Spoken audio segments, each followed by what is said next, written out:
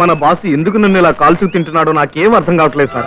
ఏం లేదయ్యా, వాళ్ళ అక్కని ఓ బ్రహ్మచారి ప్రేమించి పెళ్లి చేసుకుంటారని మోసం చేశాడంట. ఆవిడ ఆత్మహత్య చేసుకుంది. అప్పటి నుంచి బ్రహ్మచారులంటే అతని కోపం, భయం కూడా.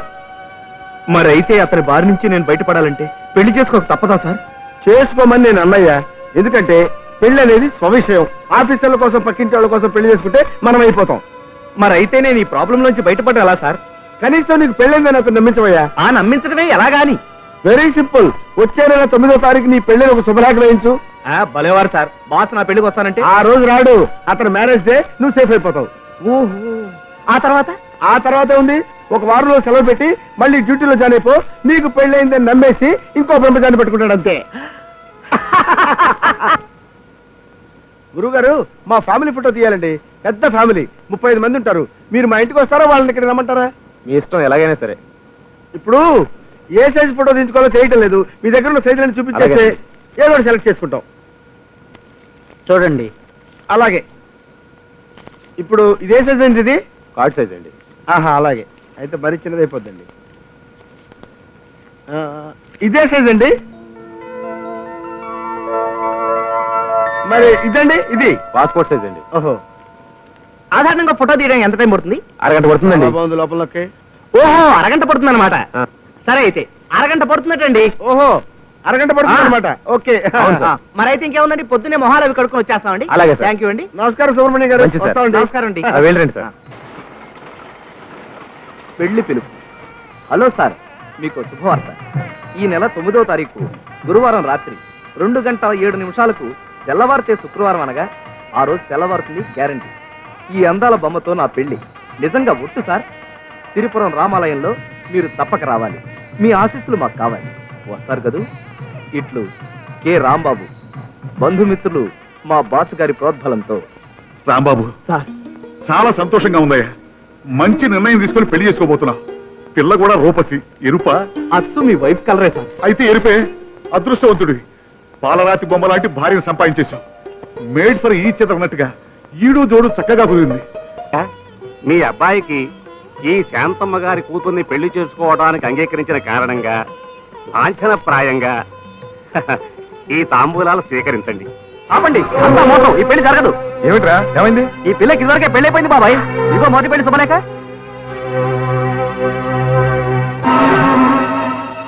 ఏమిటండి, ఏమైంది? ఇంకా ఏమైందని అడుగుతారేంటమ్మా? ఒకసారి పెళ్ళైన పిల్లను మాకు అంటగడతారా?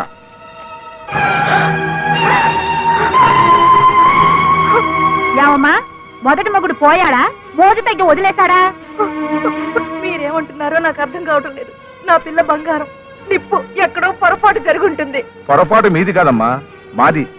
తండ్రి లేని పిల్లని జాలిపడి కట్నం లేకుండా పెళ్లికి సిద్ధపడ్డామే, ఆ పొరపాటు మాది. పదండ్రా. కాస్త ఆగండి బాబు. నా పిల్ల బతుకుని అన్యాయం చేయకండి. నా మాట నమ్మండి. మీ కాడు పట్టుకుంటాను. నిజంగా మాకేం తెలియదు.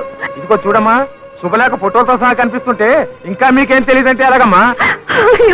పెళ్లి అనేది నమ్మకంపై జరిగే శుభకార్యం. కన్నీళ్లతోటి కాళ్ళు పట్టుకుంటేనే జరిగేది కాదమ్మా. ఇదిగో చూడమ్మా, మొదటి మొగుడే బతుకున్నట్టయితే చీర సారా పెట్టి వాడితో ఇంటికి పంపు. వాడు చచ్చాడనుకో, దీని ఎత్తి నిండా ముసుకేసి నీకు తోడుగా ఇంట్లో కూర్చోబెట్టుకో. పదండి అయ్యా, పదండి పదండి. అయ్యా, ఆగండి అయ్యా. బాబు, నా మాట వినండి. బాబు,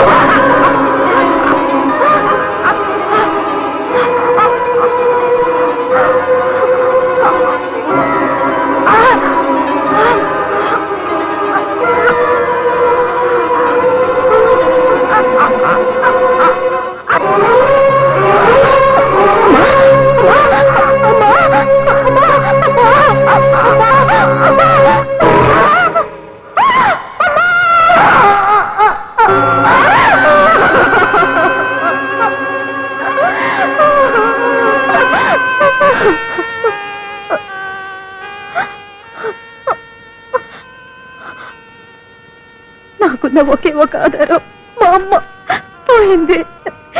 నేనొక అనాథనైపోయాను. ఊళ్ళో వాళ్ళంతా నన్ను నేరస్తురాలు చూసినట్టు చూడసాగారు. సహాయం చేసేవాళ్ళు లేరు, సలహా చెప్పేవాళ్ళు లేరు. నాకు ఈ పరిస్థితి ఎందుకు ఏర్పడింది? నేను చెయ్యని నేరానికి నేను ఎందుకు బలైపోవాలని ఆలోచించాను. నేను ఒక నిర్ణయానికి వచ్చి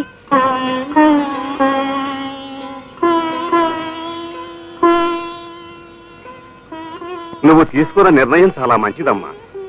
అన్యాయాన్ని అధర్మాన్ని సహించే వాళ్ళకన్నా వాటిని ఎదిరించి పోరాడే వాళ్ళంటేనే దేవుడికి ప్రీతి. ఎల్లవేళలా ఆ కోదండరాముడు నీకు తోడుగా ఉండి నీడలా ఉండి సర్వదా నిన్ను కాపాడతాడమ్మా. శుభం. క్షేమంగా వెళ్ళి లాభంగా రామ్మా. ఇప్పుడు చెప్పండి, నేను చేసింది మోసమో ద్రోహమో? మీ అబ్బాయి నా మెళ్ళో తాళి కట్టలేదు కాబట్టి నేను ఇంటి కోడల్ని కాదంటారా? శుభలేఖ వేసి నా బ్రతుకు బజారుకు ఎక్కించారు కాబట్టి నన్ను నైతికంగా కోడలుగా ఒప్పుకుంటారా? చెప్పండి, నన్నేం చేయమంటారో? మనసున్న మనుషులుగా మీరే చెప్పండి. నువ్వు ఈ ఇంటి కోడలువేనమ్మా. ఇందులో ఏమాత్రం సందేహం లేదు. నువ్వు ఈ ఇంటి కోడలువే. ఈ సంగతి ఇన్నాళ్ళు దాయకుండా వాడికి కూడా చెప్పుండాల్సిందమ్మా. మా వాడు మూర్ఖుడే కాని చెడ్డవాడు మాత్రం కాదు. సావిత్రి, ఆడదాన్ని శారీరకంగా వాడుకున్న మోసం చేస్తే ఎంతో, ఇది అంతే. ఒకవేళ మా వాడు కాదన్నా హరిహర బ్రహ్మాదులు అడ్డొచ్చినా సరే నిన్ను ఈ ఇంటి కోడల్ని చేసి తీరుతానమ్మా అని మీరు అనుకుంటున్నారు. చాలా పొరపాటు. ఏమిటా పిచ్చికోత? పిచ్చి కోత కాదు, పెళ్లి పిలుపు. మీ రాంబాబు అక్కడ కళ్యాణ మండపంలో పెళ్లి చేసుకున్నారు. నా కళ్ళలో చూసి మీకు చూద్దామని వచ్చాను. అరగంటలో ముహూర్తం. ఒక పిల్ల బతుకు పుగ్గి చేసి మరొక పిల్ల మెళ్ళలో తాళి కట్టడానికి సిద్ధపడతాడు. అలా జరగడానికి వీల్లేదు. ఆ పెళ్లి ఎలా జరుగుతుందో నేను చూస్తాను. బయలుదేరండి. సార్ సార్, ఏమిటయా? ఏమైంది? ఎందుకలా పరిగెత్తుకొస్తున్నావు? మీకోసమే సార్. ఆ రాంబాబు ఇంకో పెళ్లి చేసుకోబోతున్నారు. అరగంటలో పెళ్లి. వాట్? మళ్ళీ పెళ్ళా? ఇంట్లో పెళ్ళాన్ని పెట్టుకుని మళ్ళీ పెళ్లి చేసుకోబోతున్నాడా? సిగ్గులేదు వాడికి? ఏమైంది బాబు? 3 దెబ్బల బాజ. ఏంటండి ఇది? నా పెళ్లికి తోమాళం పెట్టించారు. నన్ను ఏం చేయమంటావు బాబు? నువ్వేమో గంటలో పెళ్లి అయిపోవాలన్నావు. పెళ్ళేమో మా ఇంట్లో రెడీగానే ఉంది కానీ మిగతా ఏర్పాట్లు పెళ్లిళ్ళ సీజన్ కదా, అందుకని సన్నాయి బ్యాండ్ మేళం దొరకలేదు. వీళ్ళు దొరికారు. దొరకపోతే దొరకపోయింది కానీ వాళ్ళ మాత్రం వాయించొద్దని చెప్పండి. అలాగే బాబు. ఇదిగో ముఖ్యంగా ఆ పురోహితుణ్ణి మంగళసూత్రం త్వరగా రెడీ చేయండి. మనిషి సాయం లేదు, నేను ఒక్కడే అయిపోయాను. టైము లేదు. వస్తానండి. మీకు బుద్ధి లేదు. పెళ్లిలో ఎలా వాయించాలో తెలియదురా? ఎలా తెలుస్తుంది? ఎప్పుడైనా పెళ్లికి వాయితేగా. బాగా చెప్పావు. మేం గాని మేళం వాయిస్తామంటే ఎంతో మంది సంతోషంగా చచ్చిపోతామంటారు. సరే సరే, కాస్త మంగళకరంగా వాయించడానికి ప్రయత్నం చేయండిరా. నిజంగా పార్వతికి పెళ్ళా? పొద్దున్నే కదా పెళ్లి యోగం లేదన్నారు. ఆ అబ్బాయి ఎవరో చేసుకుంటానన్నట. గంటలో పెళ్ళైపోవాలన్నాడు. మావయ్య సరేనని ఒప్పుకున్నారట. పెళ్లి కొడుకు ఎలా ఉంటాడు? ఇంకా చూడలా, వెళ్తున్నాను చూడ్డానికి. అడుగో అతనే పెళ్లి కొడుకు.